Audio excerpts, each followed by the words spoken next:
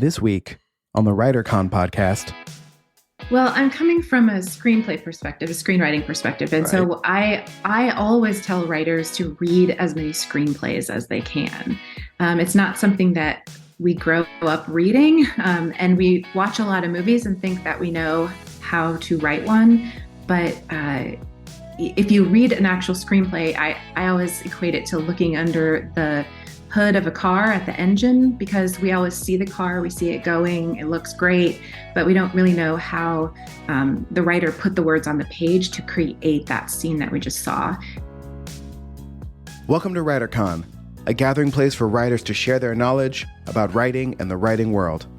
Your hosts are William Bernhardt, best-selling novelist and author of the Red Sneaker books on writing, and Rene Gutteridge, best-selling author of over 30 novels and screenplays. Hello, writers.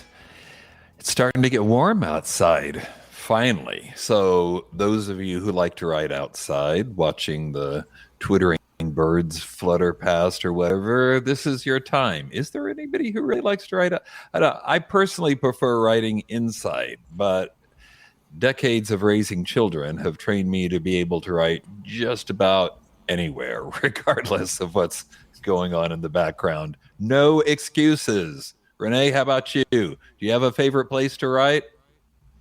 I like to write at my desk. I like to write at my coffee shop, but I actually like to write outside as well when the weather's right. But the problem is I can't see my screen.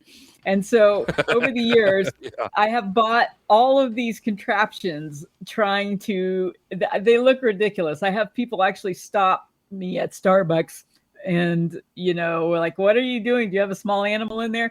But I have this whole thing that you put your laptop in and it creates this shadow. It's not really, it's comfortable, but sometimes when that weather is just right, like that 72 degrees, man, it's so nice to get some fresh air. So I try it. Haven't found the perfect solution yet. Yeah. How often in Oklahoma is it a perfect 72 degrees without wind? 1 week a year. You get 1 week somewhere between March and May, and that's it. That's it. That's all you got. Yep. And Jesse, I'm guessing that going outside to do sound recording and editing probably is not an option. I recorded one podcast during the COVID lockdown outside. I've never do that again. There's just so much noise outside. But we're going to do a podcast on the cruise in a few weeks, right? The WriterCon cruise. Yeah, but that'll be inside. We're not going to be on the deck. Hopefully. Please tell me we're not going to be on the deck. You're not going to be in the casino? Yeah. Microphones flying everywhere. The noise of the casino would be dramatic. The smoke would be unbearable, I think. Yeah. I always want to gamble on those cruise ships, and I walk in there, I'm like, nope, can't breathe in here. There's probably just saved you a couple $100.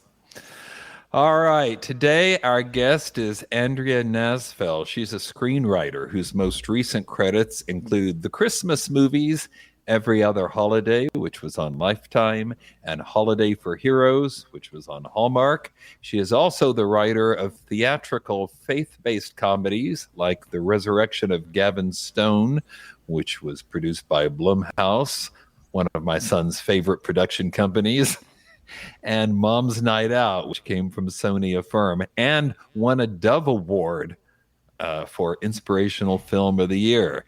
She's written several other movies, and I'm very anxious to talk to her after the news segment. But first, here's a brief word from our friend Kevin Tumlinson at Draft to Digital. Hi, this is Kevin Tumlinson with Draft to Digital. Ebooks are amazing, but there's just something about having your book in print. That's why we built D2D Print. We take care of you with free layout templates and formatting, and we can convert your ebook cover into a full wraparound print cover automatically. Come check out D2D Print and all the cool tools we've built for you. Find out more at drafttodigital.com.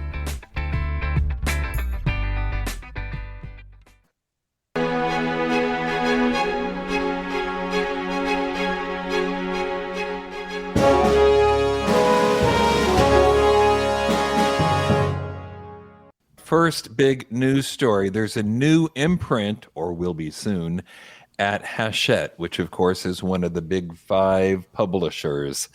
Hachette has partnered with Phenomenal Media to launch Phenomenal Media Books, which will, and I'm quoting from their press release, develop and acquire works from underrepresented voices across multiple genres, fiction and nonfiction, and for audiences of all ages, from children to adults, end quote. I'll point out that Phenomenal Media was founded by Mina Harris, who is the niece of our Vice President, Kamala Harris. So, writers, if you're working on something that might fit into that description, here's a new market for you. News story number 2, which, to be honest, is really news stories 2 through 4, but I've clumped them all together because they all involve Amazon. And I sometimes feel like we talk about Amazon. We didn't talk about Amazon at all on the last podcast, though. Did you guys notice? Not once. It's been I think it's been a couple of episodes, actually. So, Okay. So now they've earned 3 stories that I'm compressing into a fake news story number 1. First, Audible, which of course is owned by Amazon, is lowering its prices. Not what you'd expect. Also, Amazon is redesigning their author pages, and Amazon has decided to close the Smile Charitable Foundation program they had going. Let's start with the audiobooks. As probably many of you already know, Amazon acquired Audible, which is now the number 1 distributor of audiobooks, but the website ACX is where authors and publishers can upload their audiobooks for distribution to Audible. The point is, they're all connected to one another, and at a time when we're supposedly having record inflation and prices are going up, ACX has announced that they're actually reducing prices. They emailed creators a message which said, quote, "Starting today, Audible is reducing prices on titles, including ACX titles, across the site. While we cannot make projections on a title-by-title basis, we anticipate that these price reductions will lead to increased sales for titles overall," end quote. You can't help but think this may be, at least in part, driven by Spotify, which, as we reported a while back, recently acquired Findaway Voices, a competitor of ACX, another way to distribute ebooks, but one that lets you set your own price and one that offers better royalties than ACX does. Anyway, Spotify wanted to get active in audiobooks, so they bought Findaway. So now ACX, Audible, Amazon have a well-funded competitor. We'll note that although ACX says they're lowering prices, they're still not letting people set their own prices, and they still haven't changed their royalty rates. So, Jesse, do you think, they're saying sales will increase, but the question for me in this podcast is, do you think ACX authors are going to see more money from this move? So if ACX is redoing prices, that means both audiobooks and ebooks are going to go down in price? No, just audiobooks. Just audiobooks? Okay. Yes. I mean, all the people I know who listen to audiobooks through Audible either do the thing where you buy the Amazon Unlimited, and so you also get some Audible credits to spend on books. Like, very few of them buy individual audiobooks. And so I don't know if this is going to change that or not, because you would think they would have to drop it pretty drastically to increase sales enough to make authors more money than they're making off it now. Right. Well, that's the problem. I mean, if they decrease prices, they might sell more units, but authors could end up making less money, since, of course, they're only getting a small percentage of the whole thing. And go ahead. I was gonna say, I think last time I checked, if you were gonna sell your audiobook just on Audible and Audible alone, I think you got 40%. Yeah, that sounds about right. And So no, go ahead, finish your thought. And I was just gonna say, like, let's say the book is $25, the audiobook, and you get 40% of that every time an audiobook is sold. If the book goes down to $19.99 or whatever the price decrease is going to be, because they haven't said what it's going to be. You know, I mean, if it increases sales, I think that's naturally good for authors. I'd rather ACX loosen up their royalty rates a little bit, which, and let's bring in my boy, B. Sands, as I call him, Brandon Sanderson. This might also be a response to his thing, not selling on Audible too. Like, they don't want authors pulling their stuff out of Audible. So we'll see. I mean, again, competition is always good. You know, that book merger didn't go through. I think this is, over time, will be better for authors. We just don't know enough details yet. Okay, I hope you're right. Okay, second part of this big Amazon tripartite story. Amazon author pages are getting a redesign.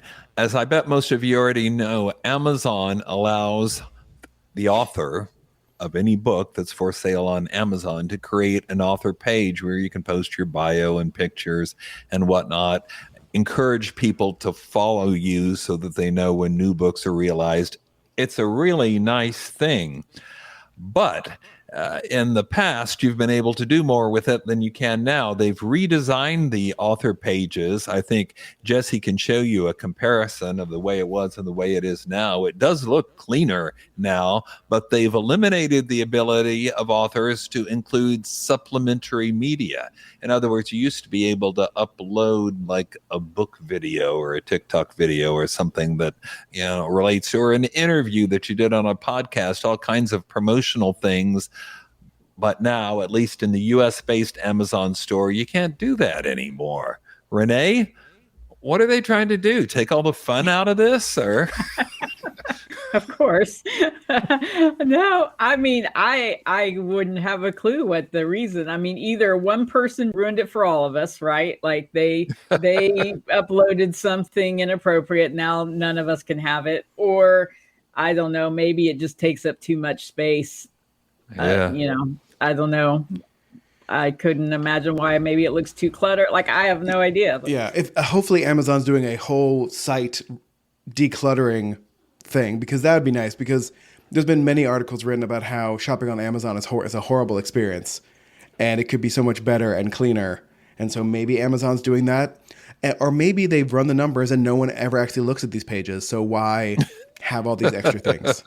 Yeah. I'm pretty sure it's not the latter, and if it is, please don't tell me, because that would be too depressing. Listen, I look at every author's author page on Amazon just to make sure, you know, check things. So just know I've seen your page. I've followed authors from their author pages before, haven't you guys? Yeah, the ones I'm really, really interested in that I'd like, you know, for sure. I'm an eclectic reader, so I don't always read everything that every author puts out, but there are certain ones that I would like to know when their next book comes out. Well, plus in the past, I mean, Amazon always encourages authors to be more involved, or publishers to be more involved in the promotion. You know, they got that huge Amazon ad program now that's almost become a pay to play. You know, if you're not advertising your books, they're not going to sell. And now they're taking away, I guess it's an equalizing function, but why should we equalize it? You know, let people who are working the promotion harder benefit from it. I just don't understand why they would take all that stuff down. Yeah. All right. Third part of this story, Amazon has closed the Smile program. Some of you probably see the word smile after the dot, but before Amazon.com, and that's because you, like I, had subscribed to the Smile program, by which Amazon agreed to donate a small percent. It was like 0.5% of whatever you've spent on your purchases to the charity of your choice. Like I was having, I'm sure, what's a small amount? Well, I don't know. I shop a lot, actually. But mine was going to Writers Colony at Derry Hollow, where a place I love, where I've had a lot of writing conferences, and they support writers.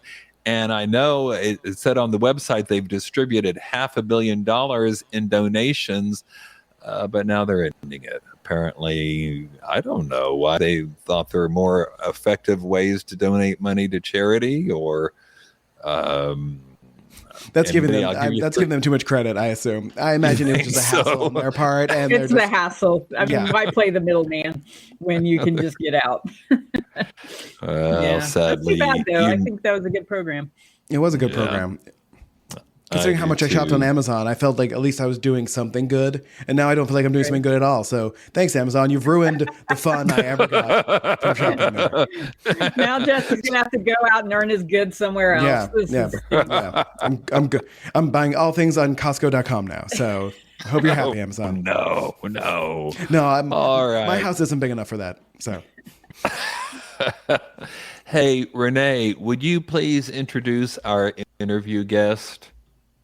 I would love to. Today, our guest is Andrea Nasfell, and I just have to say I'm so excited to have her here. She's a longtime friend, a true inspiration to me, one of the funniest writers that I know of, and has such a great sense of humor on the page.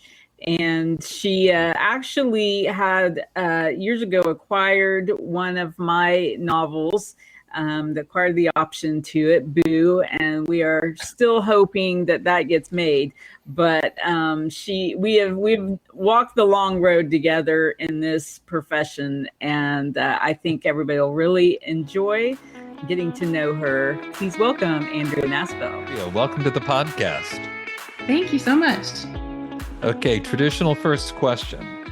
If you could offer writers out there one piece of advice, what would it be? Well, I'm coming from a screenplay perspective, a screenwriting perspective. And so I always tell writers to read as many screenplays as they can. It's not something that we grow up reading, and we watch a lot of movies and think that we know how to write one. But if you read an actual screenplay, I always equate it to looking under the hood of a car at the engine, because we always see the car, we see it going, it looks great, but we don't really know how the writer put the words on the page to create that scene that we just saw. And so screenwriting is kind of a language of its own, and it's different from writing fiction. And so I just encourage people, if you like a movie, try to find the screenplay. Almost anything recently, you can Google name of movie screenplay PDF and you'll find it, especially if it's an award contender. Those are always posted. So I always recommend reading lots of screenplays. That's good, Andrea. Back when I first started getting interested in it in my teens, there was like at the back of magazines, you could order screenplays to read and they would send them to you. And that's how I got started. And eventually the library started carrying them too, which is where I found them. Now it's so much easier. So so much easier now. Yeah. I used to have to find them in books, like in book form, they would sometimes publish a specific, screenplay, but yeah, it was hard to find. Yeah, they were. So no excuses, everybody. That's right. Now. Okay, so what got you interested in writing movies in the first place? Like, what drew you to that specific art form? Well, I always thought I would be a writer, and I read a lot of books. I wrote a lot of fiction and short stories, and even I tried to write a novel when I was like 12. So, I always thought that I would be a writer, but it was kind of in high school that I fell in love with movies, and there was just a point of revelation where it's like, wait, that comes from somewhere. Someone has to write that, before anyone can shoot it.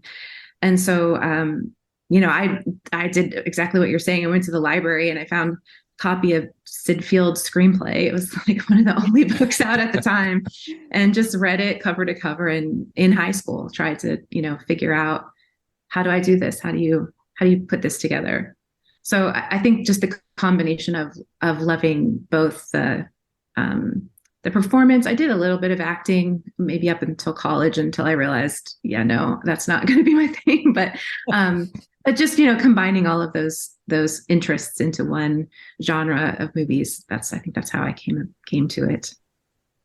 Well, fun. Well, so of course, your first piece of advice is to read the scripts. Learn the language, because it is its own language, like you said. But where did you go from there? How did you learn to write these beasts? So, I mean, yes, just teaching myself for starters. And then it wasn't something I realized I could study in college, but I did go to college for like media comm studies. And so I just tried to tailor that in whatever way I could, like taking creative writing classes, taking independent studies where I did screenplays. And then I did a semester in LA where I was interning at a production company at Warner Brothers. And so I was reading a lot of screenplays there. That's mostly what they have you do, is write coverage on things. And then I ended up taking a program called Act One, which was at the time, it was a month-long program out here in LA. So I was here in LA for a month, just all day long, learning from people who are working in the business, coming in and lecturing about every kind of genre, it just soaking in all that information and then just trying it. And I think the thing that was particularly good about Act One for me is that they gave me a mentor, because I was doing all this on my own. I was trying it. I was following Sid Field. I was, reading the books and stuff. But until someone who's working in the business reads your stuff and says, yes, you're doing this right, or, like to have someone specifically read my work and give me feedback. I had entered contests and, gotten like a little paragraph back or something like that. But to have someone actually sit down with you and say, these are your strengths, this is what's working, these are things, you're not doing right. That was extremely valuable. So I think just from there is I kind of took off. I get the impression from talking to Rene and looking at your distinguished resume that sometimes you're developing original ideas and sometimes you're working on assignment.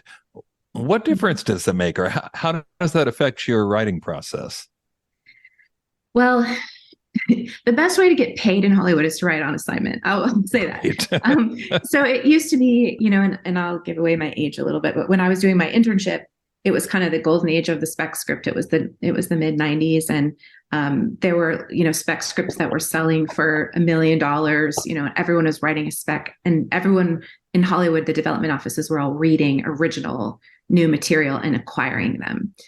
And then just through the process of, economics, I guess, studios started to become less interested in spending money and taking a risk on original ideas, and much wanting to kind of shore up their investments in these big budget movies by having books or IP, some kind of other thing behind it, or they're picking ideas themselves that they know will sell instead of waiting for those specs to come in and saying, yeah, this is it. They say, we want to have a movie about whatever it is. And then they bring in writers to pitch their take on that idea. And so you always have to write specs when you're starting out, because that's how you get hired to write an assignment, is they read those as a sample. But what I see more and more is just that most everything I do now, I'll say everything I do now is on assignment. And that's either because I'm reading material and adapting it, or someone is saying, we need a Christmas movie and we want it to star. This is one of my assignments, where we want a Christmas movie and it needs to star Della Reese. Because they had it was a network that had just acquired all the back episodes of Touched by an Angel. And so they wanted also a Christmas movie that she was in. And so I was like, okay. And so I come in and I pitch, here's the Christmas movie and here's Della's character. And I was hired to write that. But those are the things that a producer will give you. It's like, they know what they're looking for. You're kind of creating a product for them. And so, so they're giving you, these are the things we know will work for us. Or this is the kind of, I've written for Hallmark, and so they have things that they know actually work, well for them. They have a if it's not broke, don't fix it mentality. And so they can kind of give you the parameters, and then you work within those parameters. So the process is different because someone's guiding you along all the way. Obviously, with a spec, you're making all of your own decisions, but you're also taking a big risk on those decisions. The nice thing about an assignment is that the producer wants this project. They've already optioned the book, or they already know that they need a Christmas movie to fill this time slot on their network. And so because of that, it's easier to feel assured in your choices that, okay, I know that these things are right and that this is going to go forward. It's more likely to go forward. and so then from there, you're just oftentimes working with someone who can give you feedback, and you can say, I was thinking that the character might do these kinds of things. And then they can say, we love that, or we don't like that. And it just, what it helps with is narrowing all the options, because you can go a million directions with a story. And so when you have that producer guiding you, they know what they want, and it helps you kind of craft what it is that they're looking for. Well, I happen to know that you've also worked on novels. And speak a little bit into, in your experience, the difference, which I happen to know is somewhat vast. But how did you feel?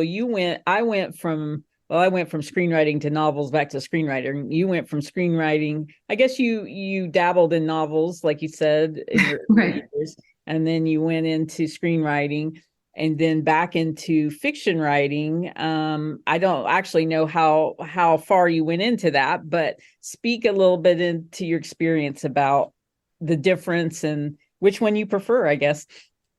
Well, obviously, I feel a lot more comfortable in screenwriting because I just have a lot more experience and more confidence there. I have not yet published anything that I've written fiction-wise. I'm still working. What happens is I go down a road for a long time, and then I need to make money, and so then I'll take a screenwriting assignment, and then I come back to it, and I have to figure out where I am. I'm like 90,000 words into what's probably will be about 100,000 words, so I'm very close to the end. But it's interesting. It's challenging. I think the main difference is that is interiority. That's what it comes down to, because in a screenplay, you're not allowed to write anyone's thoughts because they're written on the page, but they'll never make it through to the script unless you put it in there some other way, dialogue, or something. Like someone's thinking about something. It's just a shot of them looking out, over the ocean, and you don't know what they're thinking about or remembering. So, but in fiction, you must include those things. It's being inside the character's head is a part of what you experience. And so, it was hard to remind myself, like I can't just write what's happening, what we're seeing and hearing. I have to get inside the characters' heads, and I feel like I got it, but it took a while, and it took a lot of pages and figuring it out.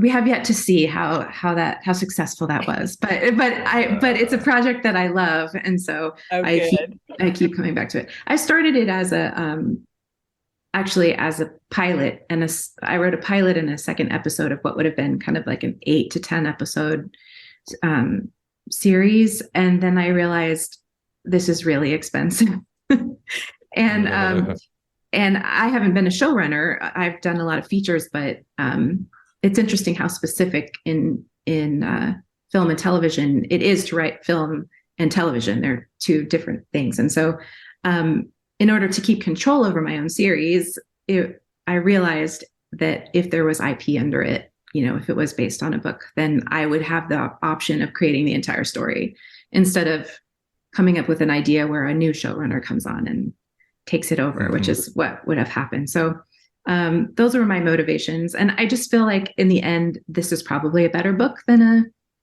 screenplay, than a series. I also teach. And so that's one thing that I talk to my students a lot about is they'll come up with a really great idea. And then sometimes I'll say, this is a really great idea, but this is not a feature film. This is a TV series, or this is a play, or this is a book.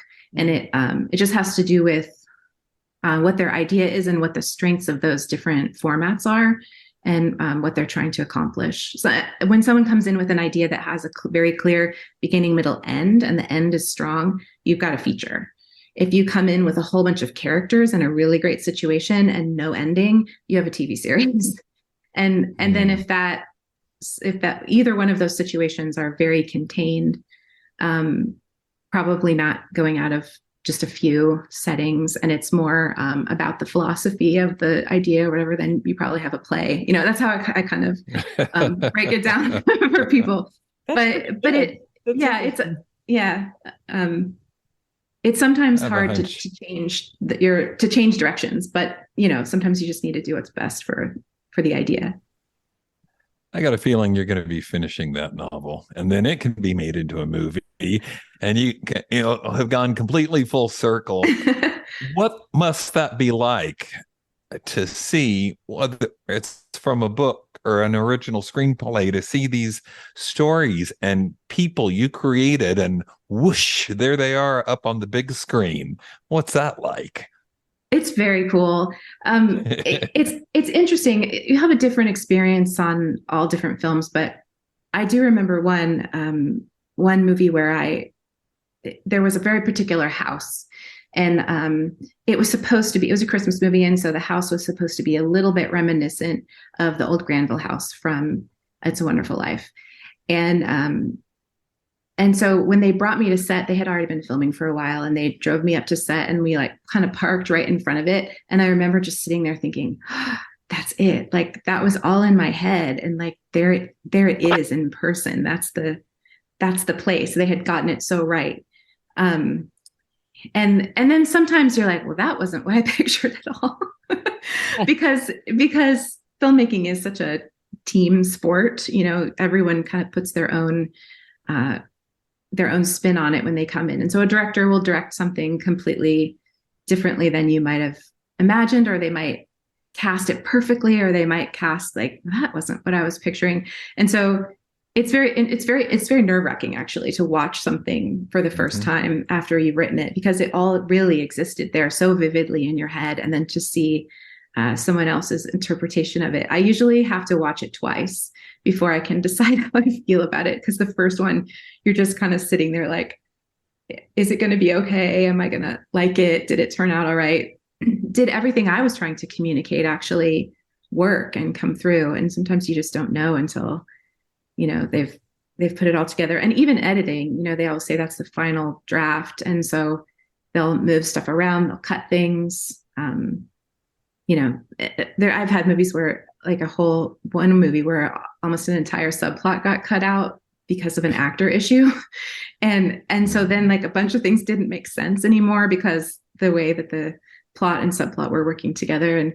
And so you just have to go, well, you have to release your child into the world and just let other people take care of it. And sometimes that's works out better than others. But yeah, you have to never grow up the way you think they will, no. Right? So they don't. Oh. Well, Andrea, thank you for imparting your wisdom on us. It's kind of a world that not many people get to get a glimpse behind. And it's certainly very different than probably what most of our writers are used to working in. So it's fun to hear what you get to experience and giving us a little bit of a hint of what that life is like. I know you've been at it for a long time, so yeah. Congratulations on all your success, and hopefully you and I will get our movie made one day. I know. Yeah, it's been a long journey. So it really has.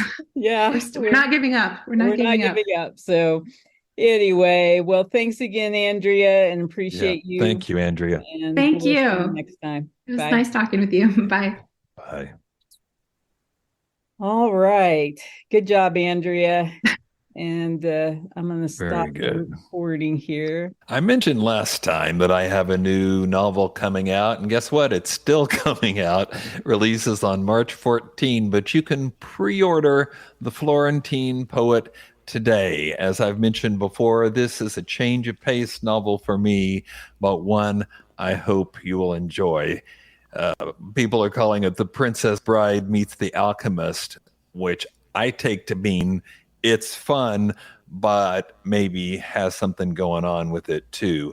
At any rate, if you're thinking poetry, I'm not reading that, or Renaissance Italy, that sounds really boring.